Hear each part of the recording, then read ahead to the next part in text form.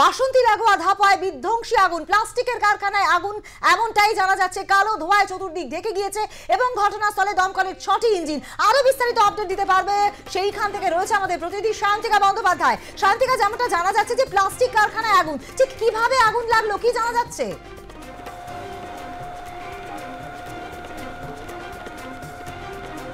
দেখো, এই মুহূর্তে কিন্তু দমকলের 10টি ইঞ্জিন এই আগুনকে নিয়ন্ত্রণে আনার চেষ্টা করছে এবং মৌসুমী যেদিকেই দেখা যাচ্ছে, যেদিকেই তাকানো যাচ্ছে, যেদিকেই দেখা যাচ্ছে কালো ধোঁয়ায় চারদিক ঢেকে গিয়েছে। এই তীব্র গরমের মধ্যে এখনো কিন্তু এখানে আগুন দেখা যাচ্ছে। আমি শুভঙ্করকে সেই আগুন দেখাতে বলবো।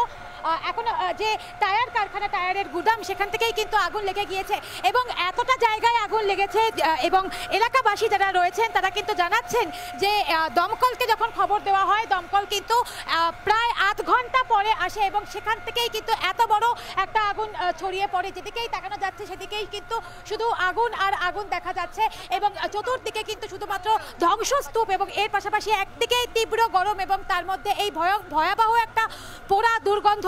যথেষ্ট কিন্তু যারা দমকল কর্মী রয়েছেন তাদের কিন্তু কাজ করতে একটা যে অসুবিধা হচ্ছে সে কথা আলাদা করে কিন্তু আর বলার অপেক্ষা রাখে না। এখানে যারা রয়েছেন আমি তাদের সাথেও কথা বলার চেষ্টা করব, কিন্তু মারাত্মক একটা ছবি।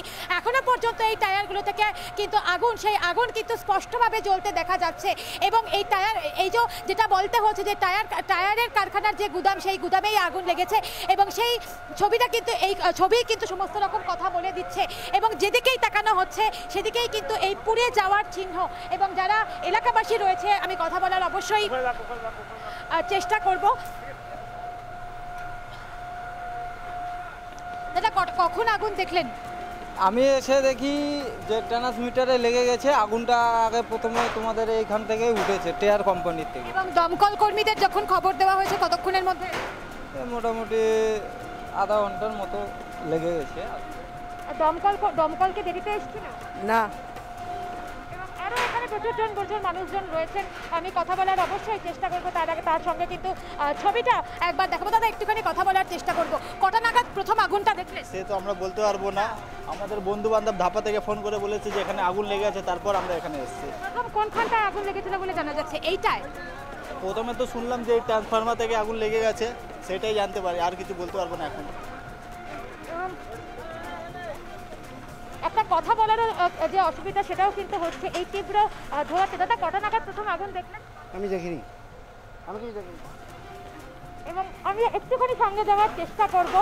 তুমি দেখতে পাচ্ছ এখনো পর্যন্ত কুলিং প্রসেসটা অনেক পরের কথা। আগুন নেভানোর যে কাজ, সেই কাজই কিন্তু এখনো পর্যন্ত শেষ হয়নি এবং কিছুক্ষণ আগেই দমকলের একজন আধিকারিক তিনি জানিয়েছেন এই আগুনকে সম্পূর্ণরূপে নিয়ন্ত্রণে আনতে কিন্তু আরও কমপক্ষে 30 থেকে 40 মিনিট সময় লাগবে এবং সেই জায়গায় দাঁড়িয়ে তারপরে যে কুলিং প্রসেস, সেই কুলিং প্রসেস কিন্তু শুরু হবে। আমি একটুখানি সামনে যাওয়ার একটু চেষ্টা করব।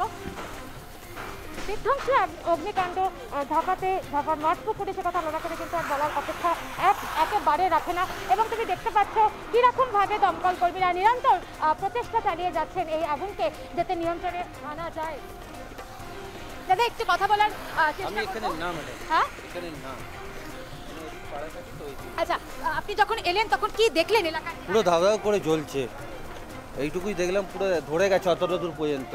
তাই দমকল এসে এইদিকে এসে মারছিল, তারপরে ওইদিকে গিয়ে আবার মারতে শুরু করতে অনেকটা কন্ট্রোলে এসছে। টায়ারের যে গুদাম, টায়ার, এটা প্লাস্টিক, ওইটাও প্লাস্টিক, এই জন্য এটা তো ধরে গেছে। দাহ্য পদার্থ সবটাকেই বলা যায়, যেটাতে আগুন একদম মারাত্মক। একদম একদম একদম।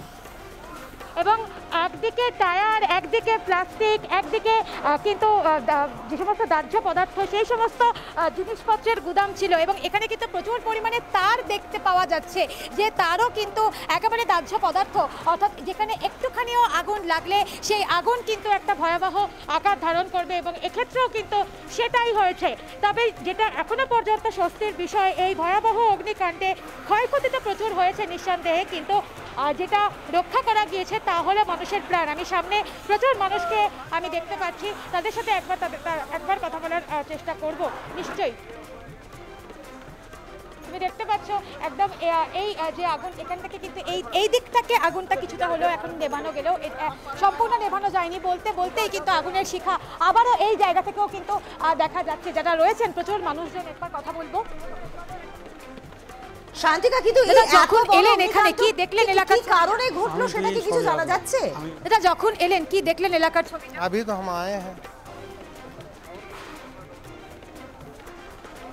দেখো এখনো পর্যন্ত কিন্তু সেটা অনুধাবন করা যাচ্ছে না, তবে মূলত যেটা জানা যাচ্ছে যে টায়ারের যে কারখানা, সেই টায়ারের কারখানা থেকেই কিন্তু আগুনটা লেগেছে। তবে ঠিক কিভাবে আগুন লেগেছে সেটা কিন্তু এখনো পর্যন্ত স্পষ্ট নয়। এর মধ্যে থেকেই যেখান থেকে জল ছড়া হচ্ছে ঠিক তার একটুখানি পাশেই আগুনের লেলিহান শিখা এখনো পর্যন্ত কিন্তু মারাত্মক রকমভাবে বোঝা যাচ্ছে, মারাত্মক রকমভাবে দেখা যাচ্ছে। যেদিকেই তাকানো যাচ্ছে সেদিক থেকেই কিন্তু একটা ভয়াবহ আগুনের ছবি। এখানে আরও যারা রয়েছেন একটুখানি তাদের সাথে কথা বলার আমি চেষ্টা করব। তুমি দেখতে পাচ্ছ এই দিকটাতেও কিন্তু একটা তার রয়েছে, সব মিলিয়ে কিন্তু একটা মারাত্মক একটা অবস্থা।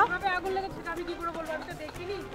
আমি তো ওই পারে ছিলাম, কাজে গেছিলাম। কাজ থেকে আমার ছেলে ফোন করাতে আমরা বাড়িতে কেউ থাকি না, সবাই আমার ছেলে মেয়েরা সব কলেজে পড়ে, আমরা দুই স্বামী স্ত্রী কাজে যাই। কাজ থেকে এসে দেখছি এইরকম অবস্থা। এখানে কি আপনার বাড়ি রয়েছে? হ্যাঁ এই তো আমার বাড়ি, এই তো। আপনার বাড়ি ক্ষতিগ্রস্ত? না আমার বাড়ি কিছু হয়নি, ঠাকুরের ইচ্ছা। এলেন এসে কি দেখলেন? পুরো আগুন জ্বলছে, বাড়ির অবস্থা মানে আমার তালা মারা ছিল, আমি গিয়ে ঢুকে সব জিনিসপত্রগুলো বের করলাম, আর পুরো এরকম আগুন লেগে পুরো আগুনটা মানে আমার ঘরের দিকে যাচ্ছে। একদিকে রাবারের কারখানা, একদিকে টায়ার, একদিকে প্লাস্টিক। সব তুলে দিন, তুলে দেওয়ার মানে বলছি তুলে দেওয়ার কথা এগুলো। আপনারা জানিয়েছেন, এর আগে জানিয়েছিলেন? তাদেরকে জানাবো, কে শুনবে? সব তো টাকা খাওয়ার লোক এখানে। তাদেরকে জানাবো, যাকে জানিয়ে দেবো আমার পেছনে বন্দুক নিয়ে ছুটবে মারার জন্য। অর্থাৎ কিন্তু একটা মারাত্মক রকম অভিযোগ কিন্তু সামনে আসছে। সেই জায়গায় দাঁড়িয়ে এই ভয়াবহ একটা অগ্নিকাণ্ড, এবং সেখানে কিন্তু মানুষেরও বসবাস রয়েছে। আজকে কিন্তু এই আগুনে আরও বড় একটা ঘটনা ঘটতে পারত, মানুষের প্রাণ কিন্তু চলে যেতে পারতো। দাদা যখন এলেন তখন এই এলাকার কি চেহারা দেখলেন? बोलते हो যখন এসে কতটা আগুন দেখতে পেয়েছিলেন? যখন এখানে এসেছিলে এসে কত কি দেখলে, কত কিরকম ভাবে কি দেখলে? দুদিকে ভালোই আগুন ধরেছিল, মানে মাঝখানে দাঁড়ানো যাচ্ছিল না একদম। এবং আপনার বাড়ি এখানে? না আমরা ওইদিকে শুনে এসছি আমরা। খবর পেয়ে যখন এলেন কি দেখলেন এলাকার ছবিটা? ওই যে আগুন দিয়ে হচ্ছিল এসে দেখলাম, আর কিছু দেখি। অর্থাৎ অনেকেই কিন্তু এখানে উৎসাহী মানুষজন রয়েছেন, তারা কিন্তু স্বাভাবিকভাবে এলাকায় একটা এত বড় একটা বিধ্বংসী অগ্নিকাণ্ড সেটা থাকলে তারা কিন্তু আসবেন, এবং তারা অনেকেই কিন্তু জানাচ্ছেন যে একেবারেই শান্তিকা আমরা দেখতে পাচ্ছি যে সেখানে দমকলের 10টি ইঞ্জিন যেমন আগুন নিয়ন্ত্রণে আনার এবং চেষ্টা করছে। বলছিলাম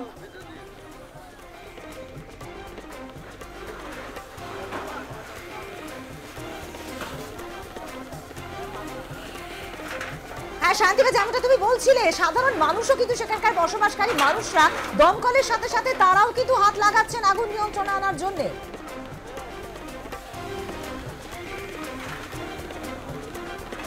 একদম মৌসুমী, কারণ তাদের হাত না লাগিয়ে কিন্তু কোনো উপায় নেই, কারণ যে বিধ্বংসী আগুন লেগেছে সেই এর মধ্যে কিন্তু হাওয়াও দিচ্ছে, অর্থাৎ আগুন কিন্তু ছড়িয়ে যাওয়ার একটা জায়গা রয়েছে, এবং সেই কারণেই দমকলের পাশাপাশি যারা সাধারণ মানুষজন রয়েছেন তারা যদি সহায়তা না করেন সেক্ষেত্রে কিন্তু একটা বড় সমস্যা হতে পারে।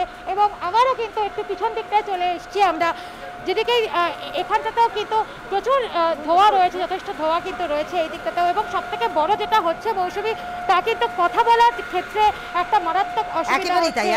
এই তীব্র রোদ, এবং এই তীব্র রোদেও কিন্তু মাস্ক পরে বা মুখে রুমাল না নিয়ে কিন্তু কথা বলার কিন্তু কোনো উপায় থাকছে না। কিন্তু তারপরেও দমকল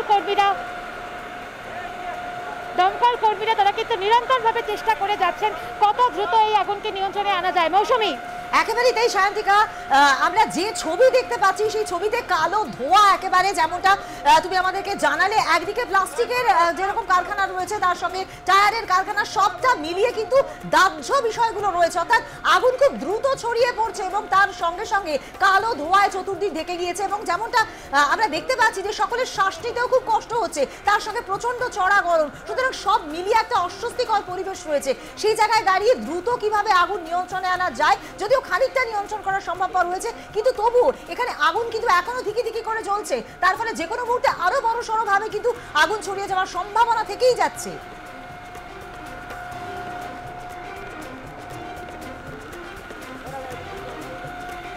একদমই তাই।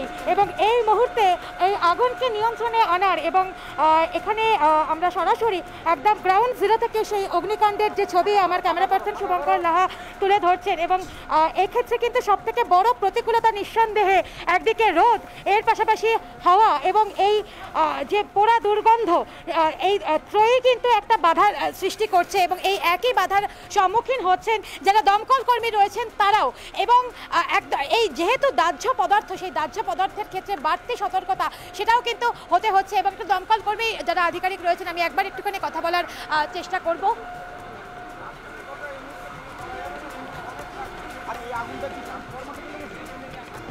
বলার সময় আসেনি, এখনো দেখছেন আগুন আমরা নিয়ন্ত্রণে নিয়ে নিয়েছি।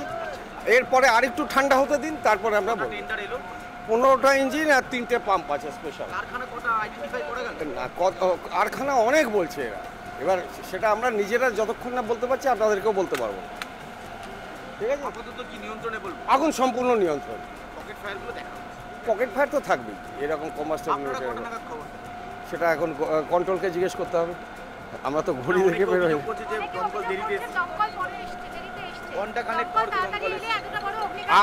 আর বাংলা সবসময় বলে দমকল দেরিতে এসছে, আর সবকটা চ্যানেলও বলে।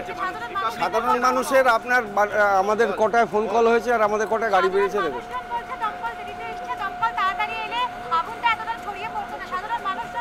আমার এখান থেকে 1 কিলোমিটারের মধ্যে দমকল স্টেশন আছে, 1 কিলোমিটার প্রগতি ময়দান ফায়ার স্টেশন। আমার কাছে খবরটা যাবে, তারপরে তো গাড়িটা আসবে। ঠিক আছে, আর ফায়ার ব্রিগেডে কোনোদিন তাকিয়ে দেখবেন যে ফায়ার ব্রিগেড কোনোদিন টাইম টার্ন আউটের টাইম দেরি করে নেয় না, এটা তো দিনের বেলা। ঠিক আছে,